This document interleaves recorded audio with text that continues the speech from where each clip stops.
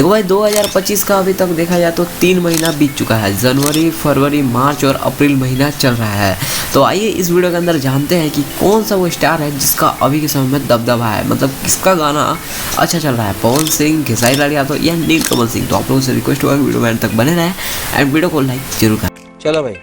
देखा जाए तो खेसारी लाल यादव का फर्स्ट सॉन्ग हारमोनिया था, पवन सिंह का फर्स्ट सॉन्ग आरा के उठलाली, नीलकमल सिंह का जो फर्स्ट सॉन्ग था वो था माल निकल गई जाली।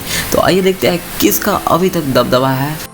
आइए देखते। देखा जाए तो अभी तक 2025 में खेसारी लाल यादव का बहुत सारा गाना आ चुका है और कुछ फिल्म का गाने हैं, कुछ होली सॉन्ग्स हैं, लेकिन हमें होली के सॉन्ग से और फिल्म के गानों से कोई मतलब नहीं है, हमें सिर्फ एल्बम सॉन्ग से मतलब है। तो एल्बम सॉन्ग में देखा जाए तो 2 गाना जो है खेसारी लाल यादव का बहुत अच्छा चला है, जो कि आप लोग स्क्रीन पर देख सकते हो।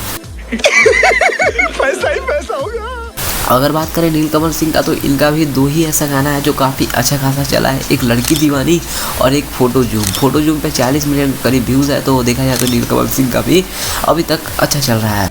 बात तो सही है।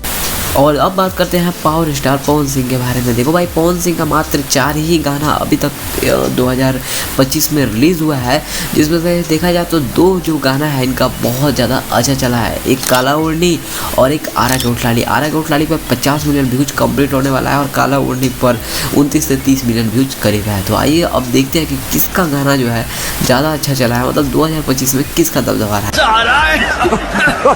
देखा जाए तो खेसारी लाल यादव का कलम चबा गई 66 मिलियन एंड पवन सिंह का आरा के उठलाली पे 49 मिलियन एंड नीलकमल सिंह के फोटो जूम पे 46 मिलियन व्यूज़ है। तो भाई रियलिटी देखा जाए तो खेसारी लाल यादव के गाने पे सबसे ज़्यादा व्यूज है अभी तक, तो खेसारी लाल यादव का ज़्यादा दबदबा है।